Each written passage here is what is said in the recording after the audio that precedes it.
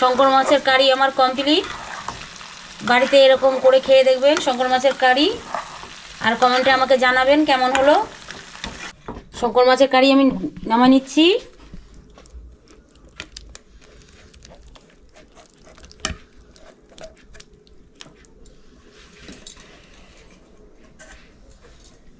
নমস্কার বন্ধুরা, দোসনা রান্নাঘরে আপনাদের স্বাগত।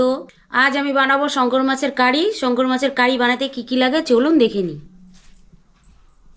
এখানে আমি 600 শঙ্কর মাছ নিয়েছি, গরম জলে 2-3 বার ভালো করে ধুয়ে নিয়েছি। আর এখানে দুটো বড় পেঁয়াজ, এটা আমি কুচি কুচি করে নিয়েছি। আর দুটো বড় পেঁয়াজ এখানে বেটে নিয়েছি। এখানে দুটো বড় টমেটো আছে কেটে নিয়েছি। 2 চামচ আদা রসুন বাটা আছে। আর এখানে 2 চামচ কাঁচা লঙ্কা বাটা আছে। আর ফোড়নে দুটো তেজপাতা আর গোটা গরম মশলা আছে।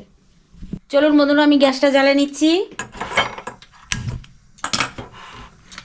কড়াইটা বসাই দিলাম গরম হতে। কড়াই গরম হয়ে গেছে, আমি সাদা তেল দিয়ে দিচ্ছি। আপনার সাদা তেলেও করতে পারেন, সরষের তেলেও করতে পারেন। তেলটা গরম হতে থাকুক, আমি মাছটা একটু নুন হলুদ মাখিয়ে নিচ্ছি। সামান্য নুন দিয়ে দিলাম, আর 1 চামচ মতো হলুদ দিয়ে দিলাম, আর একটু লঙ্কার গুঁড়ো দিয়ে দিলাম। দিয়ে ভালো করে মেখে নিচ্ছি।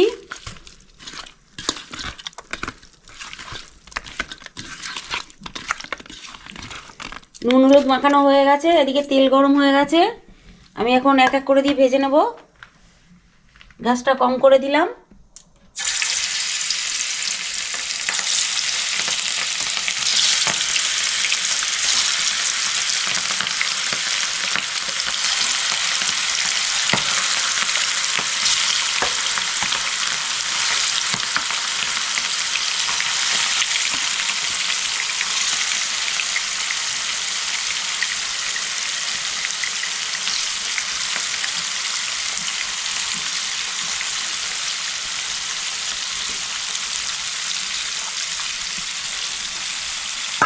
ব্যাস দেওয়া হয়ে গেছে।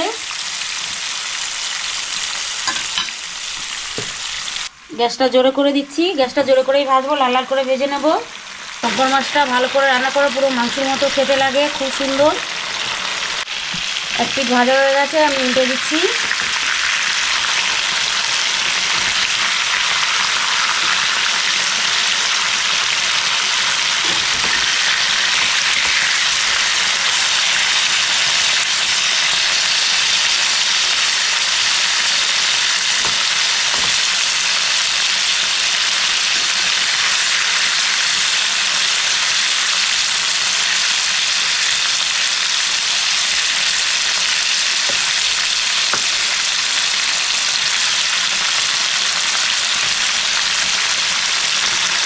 এক পিঠ আমার লাল করে ভাজা হয়ে গেছে, আর এক পিঠ লাল করে ভেজে নেবো, হয়ে যাবে।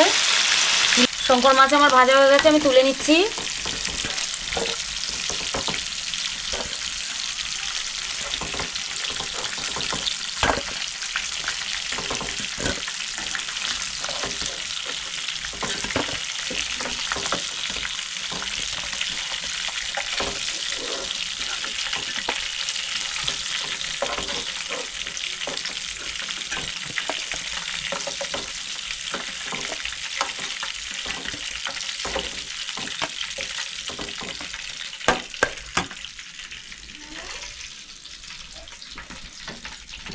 শঙ্কর মাছ ভাজা তেলেই আমি ফোড়ন দিয়ে দিচ্ছি, দুটো তেজপাতা আর গোটা গরম মশলা।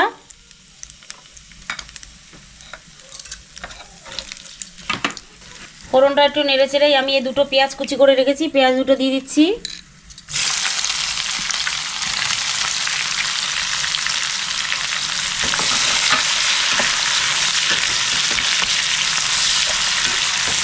পেঁয়াজটা হালকা লাল করে ভাজবো।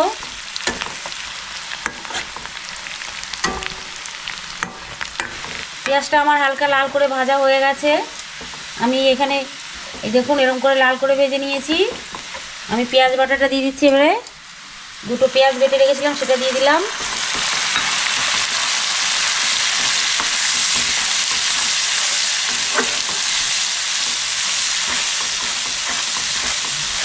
পেঁয়াজ বাটাটা দিয়ে আমি 1 মিনিট মতো ভালো করে একটু কষাই নেব।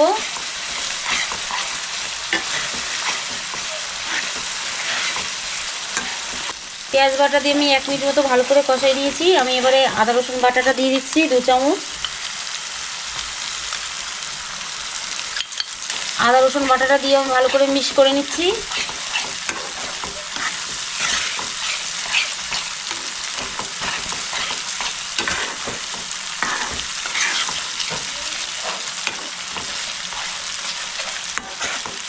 কাঁচা লঙ্কা বাটাটা দিয়ে দিলাম,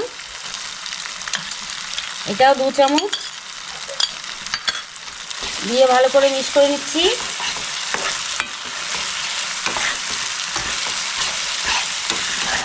আদা রসুন আর লঙ্কা বাটা দিয়ে আমি 1 মিনিট মতো ভালো করে কষাই নেব।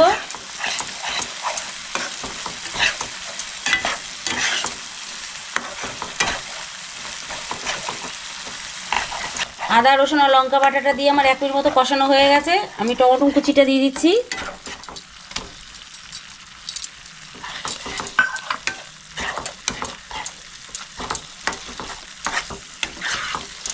টমেটো কুচিটা দিয়েও আমি 1 মিনিট মতো নাড়াচাড়া করে নেবো ভালো করে।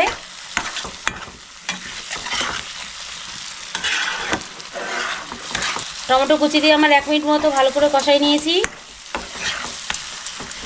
এবার আমি কিছু গুঁড়ো মশলা দিয়ে নেব। 1 চামচ হলুদ দিয়ে দিলাম, 1 চামচ জিরার গুঁড়ো, 1 চামচ লঙ্কার গুঁড়ো আর 1 চামচ কাশ্মীরি লঙ্কার গুঁড়ো আর 1 চামচ ধনের গুঁড়ো দিয়ে কিছুটা মশলারই জল দিয়ে দিলাম, দিয়ে ভালো করে মিক্স করে নিচ্ছি।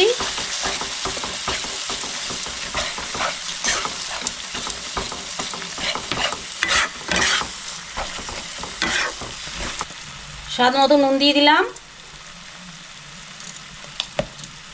আর সামান্য চিনি দিয়ে দিলাম, দিয়ে ভালো করে মিক্স করে নিচ্ছি। মশলাটা আমি ভালো মতো কষাই নেব। মশলা গা থেকে যার সময় তেল না বেরিয়ে আসছে।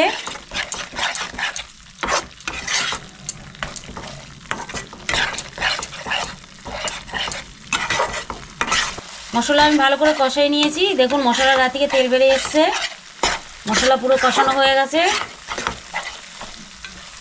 এবার আমি সামান্য একটু জল দিয়ে দেবো।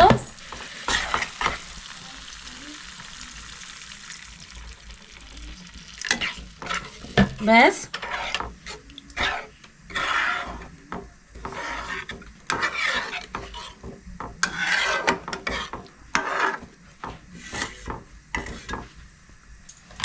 গ্যাসটা জোরে করে দিলাম। আমি শঙ্কর মাছের কারি বানাবো, অল্পই জল দিয়েছি। ঝোলটা ফুটে আসলে মাছটা দিয়ে দেবো। এই শঙ্কর মাছ কারি বানানোর জন্য বেশি জল দেওয়া যাবে না, অল্পই সামান্য জল দিতে হবে। ঝোলটা ফুটে গেছে, আমি শঙ্কর মাছগুলো দিয়ে দিচ্ছি।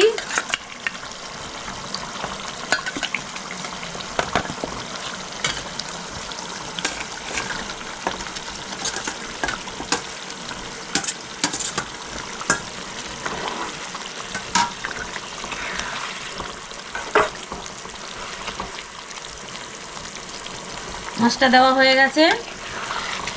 শঙ্কর মাছটা দিয়ে আমি ঢেকে দিচ্ছি। 5 থেকে 6 মিনিট কষা কষা করব। 5 থেকে 6 মিনিট হয়ে গেছে, আমি ঢাকনা খুলে নিচ্ছি। দেখুন শঙ্কর মাছের কারি। কারিও ভালো লাগে, আলু দিয়েও বেশ ভালো লাগে, সুন্দর মাংসের মতো লাগে খেতে, কিন্তু একটু মশলার তেল একটু বেশি লাগে এটায়।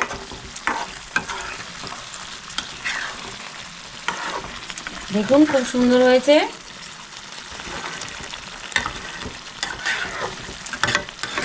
শঙ্কর মাছটা খুব সুন্দর করে রান্না করলে মাংসও ফেল হয়ে যাবে, মাংসর থেকেও খেতে খুব সুন্দর লাগে। শঙ্কর মাছটা রান্নার সময় একটু চেখে দেখে নেবেন ঝাল নুন টুন ঠিক আছে কিনা। আমি এবারে গরম মশলা দেব। 1 চামচ গরম মশলা দিয়ে দিলাম। গরম মশলা দিয়ে ভালো করে মিক্স করে নিচ্ছি।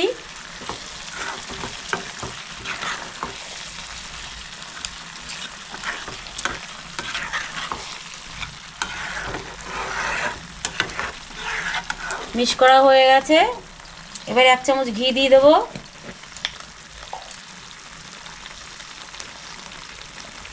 এক চামচ ঘি দিয়ে দিলাম। ঘিটা দিয়েও মিক্স করে নিচ্ছি ভালো করে।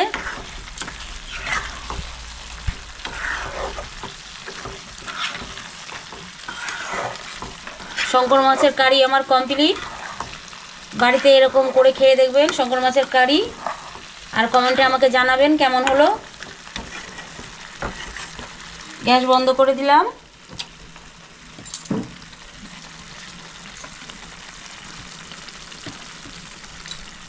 শঙ্কর মাছের কারি আমি নামা নিচ্ছি।